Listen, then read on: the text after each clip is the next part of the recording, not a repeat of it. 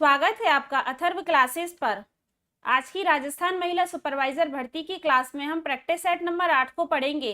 इससे पहले 7 practice set channel पर अपलोड कर दिए गए हैं। तो आइए शुरू करते हैं आज का प्रैक्टिस सेट।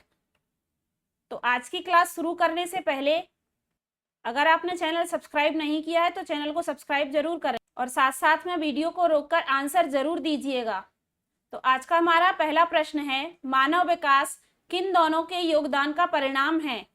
तो ऑप्शन है अभिभावक एवं अध्यापक का, सामाजिक एवं सांस्कृतिक कारकों का, वंशक्रम एवं वातावरण का, उपरोक्त में से कोई नहीं। तो मानव विकास वंशक्रम एवं वातावरण का योगदान परिणाम है, तो इसका राइट आंसर होगा option number C. Next question है, मानव जाति में भी कौन से व्यक्तित्व निर्धारक तत्व होते हैं जो मानव जाति की विविधता को बताते हैं? तो ऑप्शन है पर्यावरण का अंतर, आनुवांशिकता का अंतर, आनुवांशिकता व पर्यावरण की अंतःक्रिया, या उपरोक्त में से कोई नहीं। तो जो मानव जाति की विविधता को बताते हैं वह आनुवांशिकता व पर्यावरण की अंतःक्रिया है। तो इसका राइट आंसर होगा ऑप्शन नंबर सी, आनुवांशिकता व पर्यावरण की अंतःक्रिया से व्यक्तित्व ये क्या है, मानव जाति के व्यक्तित्व निर्धारक तत्व होते हैं। नेक्स्ट क्वेश्चन है, किसके अनुसार वातावरण वह बाहरी शक्ति है जो हमें प्रभावी करती है? तो ऑप्शन है रॉस, पियाजे, स्किनर या हरलॉक। तो यह परिभाषा किसके द्वारा दी गई है कि वातावरण वह शक्ति है जो हमें प्रभावी करती है या प्रभावित करती है? तो यह कथन रॉस का है या यह रॉस के अनुसार दी गई परिभाषा है। तो इसका राइट आंसर होगा ऑप्शन नंबर ए, रॉस। नेक्स्ट क्वेश्चन है, करके सीखना निम्न में से किस अवस्था के लिए उपयुक्त है? तो ऑप्शन है शैशवावस्था, बाल्यावस्था, किशोरावस्था या यह सभी। तो करके सीखना शैशवावस्था, बाल्यावस्था, किशोरावस्था, इन तीनों अवस्थाओं के लिए उपयुक्त है। तो इसका राइट आंसर होगा ऑप्शन नंबर डी, यह सभी। नेक्स्ट क्वेश्चन है, बच्चों के सीखने में परिवार का क्या योगदान होता है? तो ऑप्शन है परिवार सामाजिक जीवन की प्रथम पाठशाला है, परिवार में ही बच्चा आधारभूत जानकारी पाता है, परिवार का वातावरण, अनुशासन, परिवेश एवं देखभाल महत्वपूर्ण है, परिवार सभी आवश्यकताओं की पूर्ति का माध्यम है। तो बच्चों के सीखने में परिवार का जो योगदान होता है उसमें परिवार का वातावरण, अनुशासन, परिवेश एवं देखभाल महत्वपूर्ण होते हैं। तो इसका राइट आंसर है option number C. Next question दिया है, निम्नलिखित में से किसको समस्यात्मक बच्चा कहा जा सकता है? तो ऑप्शन है पिछड़े बालक को, मंदबुद्धि बालक को, प्रतिभाशाली बालक को या चोरी करने वाले बालक को। तो समस्यात्मक बालक की अगर बात करें तो उसमें चोरी करने वाले बालक, झूठ बोलने वाले बालक, क्रोध करने वाला बालक, तो इस प्रकार के बालक समस्यात्मक बालक के श्रेणी में आते हैं। तो अगर हम ऑप्शन को देखें तो इसमें चोरी करने वाले बालक को समस्यात्मक बालक कहा जा सकता है। तो इसका राइट आंसर होगा option number D. Next question है, निःशक्त बच्चों के लिए समेकित शिक्षा की केंद्रीय प्रायोजित योजना उद्देश्य है किसमें? निःशक्त बच्चों के लिए शैक्षिक अवसर उपलब्ध कराना। तो ऑप्शन दिए हैं नियमित विद्यालयों में, विशेष विद्यालयों में, मुक्त विद्यालयों में या इनमें से कोई नहीं। तो यहाँ पर पूछा गया है कि निःशक्त बच्चों के लिए समेकित शिक्षा की केंद्रीय प्रयोजना उद्देश्य है निःशक्त बच्चों के लिए शैक्षिक उपलब्ध कराना, किसमें? नियमित विद्यालयों में। तो इसका राइट आंसर होगा ऑप्शन नंबर ए, नियमित विद्यालयों में। नेक्स्ट क्वेश्चन है, भारत सरकार द्वारा राष्ट्रीय ग्वाइटर नियंत्रण प्रोग्राम कब प्रारंभ किया गया? तो ऑप्शन है वर्ष 1962, वर्ष 1958, वर्ष 1975 या वर्ष 1988। तो भारत सरकार द्वारा राष्ट्रीय ग्वाइटर नियंत्रण प्रोग्राम 1962 में प्रारंभ किया गया। तो इसका राइट आंसर है ऑप्शन नंबर ए। नेक्स्ट क्वेश्चन दिया है, विटामिन B12 की कमी से होने वाला रोग क्या है? तो ऑप्शन है scurvy, pernicious, anaemia, aplastic anaemia, sickle cell anaemia. Vitamin B12 की कमी से होने वाला रोग परनीसियर एनीमिया है। तो इसका राइट आंसर होगा ऑप्शन नंबर बी, परनीसियस है यहाँ, परनीसियस एनीमिया। नेक्स्ट क्वेश्चन है, गर्भावस्था के आरंभ के 20वें सप्ताह के दौरान गर्भवती स्त्री का वजन औसतन कितना बढ़ जाता है? तो ऑप्शन है 3.8 किलोग्राम, 4.2 किलोग्राम, 2.5 किलोग्राम या 5.0 किलोग्राम। तो गर्भावस्था के आरंभ में 20वें सप्ताह के दौरान गर्भवती स्त्री का वजन 2.5 किलो, लगभग 2.5 किलोग्राम बढ़ जाता है। तो इसका राइट आंसर होगा option number C, 2.5 kilogram. Next question है, नवजात शिशु की त्वचा पर उपर्युक्त मक्खन जैसा पदार्थ क्या कहलाता है? तो ऑप्शन है लेनोवो, मिकोनियम द्रव, यहाँ पर है एमनोटिक द्रव, वेनिक्स कैजियोसा। तो नवजात शिशु की त्वचा पर जो मक्खन जैसा पदार्थ दिखाई देता है वह वेनिक्स कैजियोसा कहलाता है। तो इसका राइट आंसर होगा option number D. Next question दिया है, विश्वव्यापी टीकाकरण कार्यक्रम में निम्न में से किस रोग को शामिल नहीं किया गया है? यहाँ पर है रोग को शामिल नहीं किया गया है। तो ऑप्शन है टिटनेस, पोलियो, हेपेटाइटिस या डिप्थीरिया। तो विश्वव्यापी टीकाकरण कार्यक्रम में हेपेटाइटिस को शामिल नहीं किया गया है। तो इसका राइट आंसर होगा ऑप्शन नंबर सी। इसी के साथ याद रखिए कि विश्वव्यापी टीकाकरण कार्यक्रम का प्रारंभ 1985 में किया गया था। नेक्स्ट क्वेश्चन है, डीटीपी टीकाकरण में किस रोग को शामिल नहीं किया गया है? तो जो डीटीपी टीकाकरण है उसमें किस रोग को शामिल नहीं किया गया है? तो ऑप्शन है डिप्थीरिया, पोलियो, खसरा या क्षय रोग, या जिसे डीपीटी कहा जाता है। तो इसके अंतर्गत 3 संक्रामक रोगों के लिए वैक्सीन लगाई जाती है, जिसमें डिप्थीरिया, पर्टिसिस और टिटनेस के लिए लगाई जाती है। तो इसके अंतर्गत क्षय रोग नहीं है शामिल। तो इसका राइट आंसर होगा option number D. Next question है, ग्राम स्वास्थ्य योजना का क्या उद्देश्य है? तो ऑप्शन है शिशु मृत्यु दर एवं मातृ मृत्यु दर को कम करना, जन्म एवं मृत्यु पंजीयन को बढ़ावा देना, छोटी आयु में होने वाली शादियों को रोकना या उपर्युक्त सभी। ग्राम स्वास्थ्य योजना का उद्देश्य शिशु मृत्यु दर और मातृ मृत्यु दर को कम करना, जन्म एवं मृत्यु पंजीकरण को बढ़ावा देना, छोटी आयु में होने वाली शादियों को रोकना, ये सभी ग्राम स्वास्थ्य योजना के उद्देश्य हैं। तो इसका राइट आंसर होगा ऑप्शन नंबर डी, उपरोक्त सभी। नेक्स्ट क्वेश्चन है, राष्ट्रीय ग्रामीण रोजगार गारंटी कार्यक्रम अन्य रोजगार कार्यक्रमों से अलग है क्योंकि यह शहरी क्षेत्रों में भी लागू होता है। एक वित्तीय वर्ष में इसमें 200 दिन के रोजगार की गारंटी है। रोजगार की आवेदन से 1 महीने में रोजगार देना होता है। यह रोजगार की एक योजना ना होकर कानूनी व्यवस्था है। तो राष्ट्रीय ग्रामीण रोजगार गारंटी कार्यक्रम अन्य रोजगार कार्यक्रमों से अलग है क्योंकि इसमें रोजगार की आवेदन से 1 महीने पहले रोजगार देना होता है। तो इसका राइट आंसर होगा ऑप्शन नंबर सी कि रोजगार की आवेदन से 1 महीने पहले रोजगार देना होता है। नेक्स्ट क्वेश्चन है, प्रधानमंत्री ग्रामोदय योजना को प्रारंभ करने का मुख्य उद्देश्य निम्नलिखित में से क्या उपलब्ध कराना है? तो ऑप्शन है मूलभूत ग्रामीण आवश्यकताएं, केवल ग्रामीण सड़क, केवल पीने का पानी, कृषि आधारित औद्योगिक विकास। काफी इंपॉर्टेंट क्वेश्चन है, आप लोग भी आंसर साथ में जरूर दीजिएगा। तो प्रधानमंत्री ग्रामोदय योजना, जिसे हम PMGY के नाम से भी जानते हैं, तो PMGY योजना का जो प्रारंभ है वह 2000 में हुआ था। तो इसका जो मुख्य उद्देश्य था वह मूलभूत ग्रामीण आवश्यकताएं थी, मतलब जो ग्रामीणों के लिए जो मूलभूत आवश्यकताएं थी उनकी पूर्ति करना, जैसे कि प्राथमिक शिक्षा, स्वास्थ्य देखभाल, पेयजल, आवास, ग्रामीण सड़कें जैसी ग्रामीण जरूरतों को इस योजना के अंतर्गत पूरा करना था। तो इसका राइट आंसर होगा ऑप्शन नंबर ए, मूलभूत ग्रामीण आवश्यकताएं। नेक्स्ट क्वेश्चन है, घरेलू हिंसा से महिलाओं का संरक्षण अधिनियम 2005 की किस धारा की अपील के अधीन अपील के बारे में प्रावधान है? तो जो घरेलू हिंसा से महिलाओं का संरक्षण अधिनियम 2005 है, उसमें ऐसी कौन सी धारा है जिसमें अपील के बारे में प्रावधान है?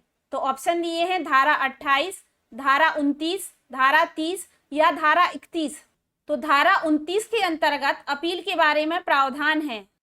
साथ ही याद रखिए कि घरेलू हिंसा से महिलाओं का संरक्षण अधिनियम 26 अक्टूबर 2006 को लागू हुआ था और इसकी जो अनुमति तिथि है वह 13 सितंबर 2005 को मिली थी।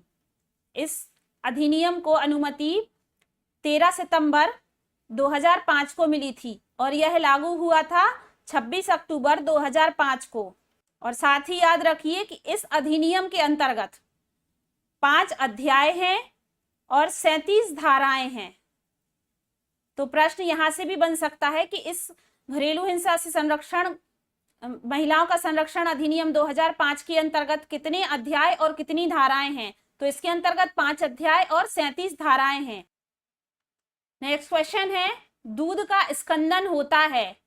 तो ऑप्शन है कैसीन द्वारा, रेनिन द्वारा, पेप्सिन द्वारा या ट्रिप्सन द्वारा। तो दूध का स्कंदन रेनिन द्वारा होता है, तो इसका राइट आंसर है option number B. Next question है, मानव का यकृत होता है? तो ऑप्शन है 5 पाली युक्त, 3 पाली युक्त, द्विपाली युक्त या 4 पाली युक्त। तो मानव का यकृत या लीवर द्विपाली युक्त होता है, तो इसका राइट आंसर है option number C. Next question है, ब्रूनर्स ग्रंथियां पाई जाती हैं या किसमें पाई जाती हैं? तो ऑप्शन है छोटी आंत में, अमाशय में, मलाशय में या मुख गुहा में।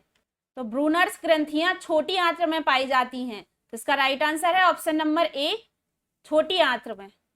नेक्स्ट क्वेश्चन है, लार में पाया जाने वाला एंजाइम क्या है? तो ऑप्शन है पेप्सन, टाइलिन, ट्रिप्सन या काइमोट्रिप्सन। तो लार में पाया जाने वाला जो एंजाइम है उसे टाइलिन कहा जाता है, तो इसका राइट आंसर होगा option number B, ptyalin. Next question है, टेक्स्ट की पंक्ति के आरंभ में जाने के लिए कौन सी की को दबाते हैं या किस की का प्रयोग करते हैं? तो ऑप्शन है होम की, एस्केप की, पेजअप या एंटर। तो टेक्स्ट की पंक्ति के आरंभ में जाने के लिए होम की को दबाते हैं, तो इसका राइट आंसर होगा ऑप्शन नंबर ए, होम की। नेक्स्ट क्वेश्चन है, वर्ड में टेक्स्ट की फॉर्मेटिंग करते समय किस ग्रुपिंग में कार्य किया जाता है? तो ऑप्शन है टेबल, पैराग्राफ और इंडेक्सेस, पैराग्राफ, इंडेक्सेस और सेक्शंस, कैरेक्टर, सेक्शंस और पैराग्राफ, इंडेक्सेस, कैरेक्टर्स और टेबल। तो यहाँ पर पूछा गया है कि वर्ड में टेक्स्ट की फॉर्मेटिंग करने के लिए किस ग्रुपिंग में कार्य किया जाता है? तो कैरेक्टर, सेक्शंस और पैराग्राफ, इस ग्रुपिंग में कार्य किया जाता है, तो इसका राइट आंसर होगा option number C. Next question है, नीचे दिए गए सभी पद स्प्रेडशीट सॉफ्टवेयर से संबंधित हैं, इनमें से क्या नहीं है? तो ऑप्शन है worksheet, cell, formula, virus detection. तो स्प्रेडशीट सॉफ्टवेयर से जो संबंधित हैं उसमें वर्कशीट, सेल और फॉर्मूला ये संबंधित हैं, वायरस डिटेक्शन इससे संबंधित नहीं है, तो इसका राइट आंसर होगा option number D. Next question है, वर्ड प्रोसेसिंग, स्प्रेडशीट और फोटो एडिटिंग किसके उदाहरण हैं? तो ऑप्शन है application software, system software, operating system या प्लेटफॉर्म सॉफ्टवेयर। तो वर्ड प्रोसेसिंग, स्प्रेडशीट और फोटो एडिटिंग एप्लीकेशन सॉफ्टवेयर के उदाहरण हैं, तो इसका राइट आंसर होगा option number A, application software. Next question दिया है, फिल इन दी ब्लैंक्स।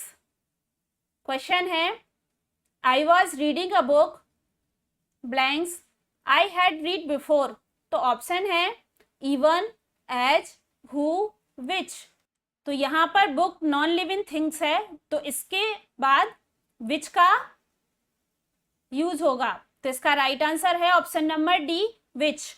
और इसी के साथ याद रखिए कि हु का प्रयोग लिविंग थिंग्स के लिए किया जाता है और विच का प्रयोग नॉन लिविंग थिंग्स के लिए किया जाता है। नेक्स्ट क्वेश्चन दिया है, hardly blanks left the room when I arrived. तो ऑप्शन दिए हैं did she did, she had या हैड सी। तो यहाँ पर याद रखिए कि हार्डली, स्किडली या नो सूनर से तुरंत बाद वर्ब आता है। तो यहाँ पर डिड सी और हैड सी दोनों में से डिड सी तो होगा नहीं, क्योंकि डिड के बाद वर्ब की थर्ड फॉर्म नहीं आती है, वर्ब की फर्स्ट फॉर्म प्रयोग होती है। इसीलिए इसका राइट आंसर होगा option number D, had she. Next question दिया है, when the aeroplane blanks off. तो ऑप्शन है गॉन, टुक, स्टार्ट या टेक। तो याद रखिए कि हमेशा एरोप्लेन टेक ऑफ होगा, तो इसका राइट आंसर होगा option number D, take off. Next question है, पाठशाला शब्द किस वर्ग का है। तो ऑप्शन है रूढ़, योग रूढ़, यौगिक या इनमें से कोई नहीं।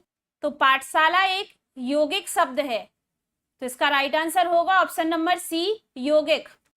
नेक्स्ट क्वेश्चन है, जिन शब्दों में किसी प्रकार का विकार या परिवर्तन नहीं होता है उन्हें क्या कहते हैं। तो ऑप्शन है धातु, मूल शब्द, तत्सम या अव्यय। तो जिन शब्दों में किसी प्रकार का विकार या परिवर्तन नहीं होता है उन्हें अव्यय कहते हैं, तो इसका राइट आंसर होगा ऑप्शन नंबर डी, अव्यय। नेक्स्ट क्वेश्चन है, संयुक्त स्वर का एक उदाहरण है। तो ऑप्शन है ई, उ, आ या बड़ा आ। तो संयुक्त स्वर जो दो स्वरों से मिलकर बना हो, तो यहाँ पर बड़ा आ दो छोटे आ से मिलकर बना है, तो इस प्रकार ये बड़ा आ क्या है, एक संयुक्त स्वर है। तो इसका राइट आंसर है ऑप्शन नंबर डी, बड़ा आ। नेक्स्ट क्वेश्चन है, अभीष्ट का संधि विग्रह कीजिए। तो ऑप्शन है अभी धन ईस्ट, अभी धन इष्ट, अभी धन ईस्ट या अभी धन इष्ट। तो अभीष्ट का संधि विग्रह करेंगे तो इसका होगा अभी धन इष्ट। इसमें दीर्घ स्वर, तो यहां पर ऑप्शन नंबर डी, अभिधन इष्ट, ये वाला सा आएगा। तो इसका राइट आंसर होगा ऑप्शन नंबर डी, अभिधन इष्ट। और अभीष्ट में दीर्घ स्वर संधि होगी। नेक्स्ट क्वेश्चन दिया है, दिग्गज में कौन सी संधि है। तो ऑप्शन है विसर्ग संधि, स्वर संधि, व्यंजन संधि या यण संधि। तो सबसे पहले हम दिग्गज का संधि विक्षेप करेंगे। तो दिग्गज का संधि विक्षेप होगा दिक धन गज, दिक धन गज, दिग्गज। तो इसमें होगी व्यंजन संधि, जहां पर का लोप होकर आधा गा बन गया है। तो इसका राइट आंसर होगा ऑप्शन नंबर सी, व्यंजन संधि। नेक्स्ट क्वेश्चन है, मुहावरे का अर्थ बताइए। तो मुहावरा दिया गया है ओखली में सिर देना। तो ऑप्शन दिए गए हैं दांत कूटते, धान कूटते, चोट लगना, आपत्तियां मोल लेना, जानबूझकर स्वयं को विपत्ति में फंसाना या परेशान होना। तो ओखली में सिर देना, इसका मतलब होगा जानबूझकर स्वयं को विपत्ति में फंसाना। तो इसका राइट आंसर होगा ऑप्शन नंबर सी। नेक्स्ट दिया है मुहावरा खून से हाथ रगना। तो ऑप्शन दिए हैं किसी को परेशान करना, किसी की हत्या करना, प्रताड़ित करना या हत्या में शामिल होना। तो खून से हाथ रंगने का अर्थ होगा किसी की हत्या करना। तो इसका राइट आंसर होगा option number B. Next question है, चतुर्भुज बहुब्रीहि समास है क्योंकि इसमें पूर्व पद प्रधान है, उत्तर पद प्रधान है, दोनों पद प्रधान है या दोनों के अतिरिक्त कोई अन्य पद प्रधान है। तो अगर हम सबसे पहले इसका सामासिक विग्रह करें चतुर्भुज का, तो चतुर्भुज का मतलब चार भुजाएं हैं जिसकी, चार भुजाएं हैं जिसकी अर्थात किसी की बात हो रही है, विष्णु भगवान की। तो यहां पर दोनों पद के अतिरिक्त किसी अन्य की बात हो रही है, कोई अन्य पद प्रधान है, तो इसीलिए इसका राइट आंसर होगा ऑप्शन नंबर डी, दोनों की अतिरिक्त कोई अन्य पद प्रधान है, वहां पर बहुब्रीहि समास होता है। तो चतुर्भुज में बहुब्रीहि समास होगा और इसका राइट आंसर होगा option number D. Next question है, किस रम्मत कलाकार ने महात्मा गांधी को स्वतंत्र बावनी पुस्तक भेंट की थी? तो ऑप्शन है तुलसीराम, सुआ महाराज, फागू महाराज या तेज कवि जैसलमेरी। तो याद रखिए कि 1943 में तेज कवि जैसलमेरी ने स्वतंत्र बावनी की रचना की थी और महात्मा गांधी को प्रस्तुत की थी। तो किसने भेंट की थी? तेज कवि जैसलमेरी ने। तो इसका राइट आंसर होगा ऑप्शन नंबर डी, तेज कवि जैसलमेरी ने। और इसी के साथ याद रखिए कि श्री कृष्ण कंपनी के नाम से ही रम्मत का अखाड़ा शुरू किया गया था। नेक्स्ट क्वेश्चन दिया है, भारत सरकार ने श्री देवनारायण की फड़ की एक चित्रकला पर एक डाक टिकट जारी किया। निम्नलिखित में से इस चित्रकला के निर्माता कौन है? तो ऑप्शन दिया है निहाल चंद, श्रीलाल जोशी, मनोहर या नूरुद्दीन। तो भारत सरकार ने श्री देवनारायण की फड़ की एक चित्रकला का एक डाक टिकट जारी किया था। तो यह इस चित्रकला के जो निर्माता हैं वह श्रीलाल जोशी जी हैं। तो इसका राइट आंसर होगा option number B, Shrilal Joshi ji. और इसी के साथ याद रखिए कि इन्हें 2006 में पद्मश्री से पुरस्कार प्राप्त हुआ है। पद्मश्री पुरस्कार प्राप्त हुआ है 2006 में। नेक्स्ट क्वेश्चन है, निम्न में से किस राजस्थान के लोकायुक्त के अधिकार क्षेत्र में सम्मिलित नहीं किया गया है?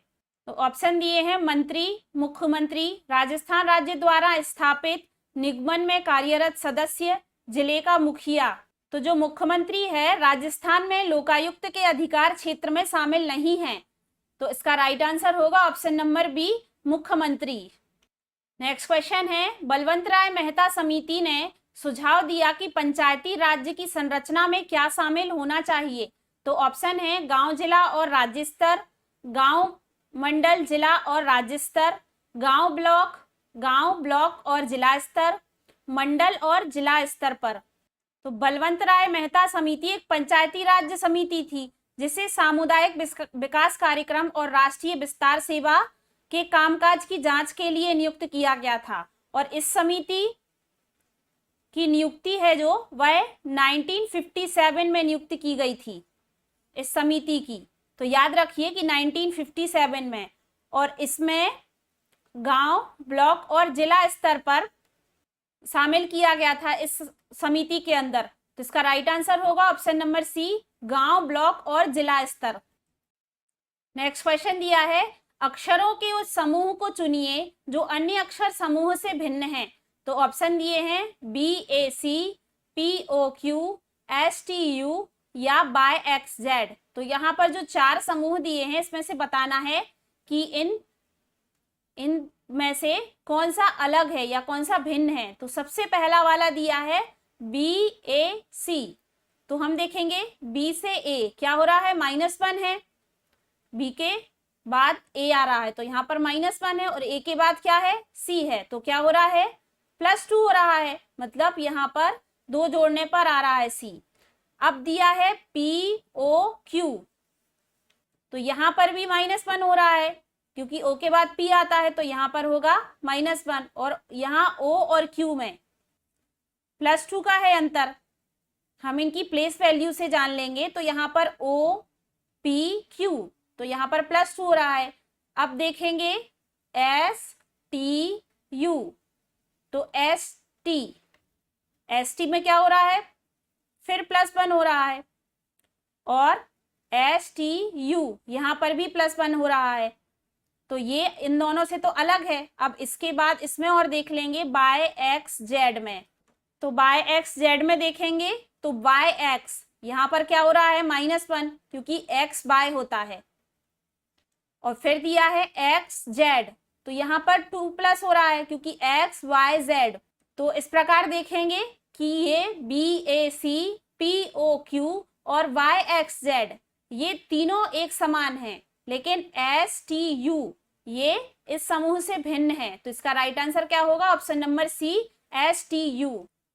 नेक्स्ट क्वेश्चन दिया है कि GPIQKRMS और आगे इसको सॉल्व करना है, एक सीरीज का क्वेश्चन है। तो ऑप्शन दिए हैं LT, OU, PV और OT। तो इसको सॉल्व करेंगे, साथ में आप लोग भी करते जाइए सॉल्व। तो सबसे पहले तो इनकी प्लेस वैल्यू लिख लेंगे। तो सबसे पहले लिखेंगे GP की प्लेस वैल्यू। तो G की होती है 7, P की होती है 16। फिर इसके बाद है IQ। तो I की प्लेस वैल्यू होती है 7, Q की प्लेस वैल्यू होती है 17, सॉरी I की प्लेस वैल्यू होती है 9। फिर दिया है KR। तो K की प्लेस वैल्यू होती है 11 और R की होती है 18। फिर दिया है MS। तो M की लिख लेंगे। तो M की होती है 13 और S की होती है 19। तो अब हम इसको सॉल्व करेंगे। तो सबसे पहले तो देख लेंगे कि इनमें कोई संबंध बन रहा है। सबसे पहले देखेंगे 7 से 9। तो यहाँ पर क्या हो रहा है? 2 प्लस हो रहा है, 7 8 9। फिर देखेंगे 9 से 11। तो 10 11, यहाँ पर भी 2 प्लस हुआ। फिर है 11 से 13। तो यहाँ पर भी 2 प्लस हुआ। फिर देखेंगे 16 से 17, 1 प्लस हुआ। 17 से 18, 1 प्लस हुआ। 18 से 19, प्लस 1 हुआ। तो सबसे पहले 2 प्लस हो रहा है, +2, और फिर +1 हो रहा है। तो ऐसे ही हम आगे बढ़ा देंगे। तो यहाँ पर 13 से +2 करेंगे तो हो जाएगा 15, और 19 में +1 करेंगे तो हो जाएगा 20। तो 15 किसकी होती है? 15 होता है O का, और 20 होता है किसका? T का। T की प्लेस वैल्यू 20 होती है और O की प्लेस वैल्यू 15 होती है। तो जो हमारा ऑप्शन नंबर D है, OT, यही राइट आंसर होगा। नेक्स्ट क्वेश्चन दिया है 6, 12, 24, 48 और यहाँ पर एक नंबर निकालना है, और फिर दिया है 192। तो देखेंगे हम पहले इसको सॉल्व करके। 6 और 12 में 6 का अंतर है, 12 और 24 में 12 का अंतर है, 24 और 48 में, तो ये तो सीक्वेंस नहीं बनेगा। फिर हम देखेंगे तो 6 और 12, अगर हम इसको डबल करेंगे तो 12, 12 को डबल करेंगे तो क्या होगा? 24, 24 को डबल करेंगे तो क्या होगा? 48। तो अगर हम 48 को डबल करेंगे तो कितना आएगा? 96, और 96 को डबल करेंगे तो क्या आएगा? 192। तो इसका राइट आंसर होगा ऑप्शन नंबर A, 96। एक और इसी प्रकार क्वेश्चन दिया है, यहाँ पर नंबर निकालना है। दिया है 20, 35, 50, 65, 80 और 95। तो इसको सॉल्व करना है। तो हम देखेंगे 20 से 35 में, 20 से 35 में कितना अंतर है? 15 का अंतर है। 35 से 50 में कितने का अंतर है? फिर से 15 का अंतर है। फिर 50 से 65 में फिर 15 का अंतर है। 65 से 80 में फिर 15 का अंतर है। 80 से 95 में फिर 15 का अंतर है। तो इस प्रकार 15 15 का अंतर है। तो यहाँ पर भी 15 का अंतर होना चाहिए। तो यहाँ पर कितना ले लेंगे? 5 ले लेंगे। तो 5 से 20 में 15 का अंतर होगा। तो इसका राइट आंसर होगा ऑप्शन नंबर A, 5। तो आज की क्लास यहीं पर समाप्त करते हैं। आशा करते हैं आज की क्लास आपको पसंद आई होगी। अगर वीडियो पसंद आई है तो वीडियो को लाइक जरूर करें और ज्यादा से ज्यादा लोगों तक शेयर करें। तो और कमेंट करके जरूर बताएं कि आपके कितने क्वेश्चन सही हैं। और इससे पहले वाले प्रैक्टिस सेट जरूर देखिएगा, जिससे आपकी एग्जाम को लेकर इन प्रैक्टिस सेट के माध्यम से काफी मदद मिलेगी। तो जल्दी हम अपने अगले प्रैक्टिस सेट के साथ मिलते हैं। धन्यवाद।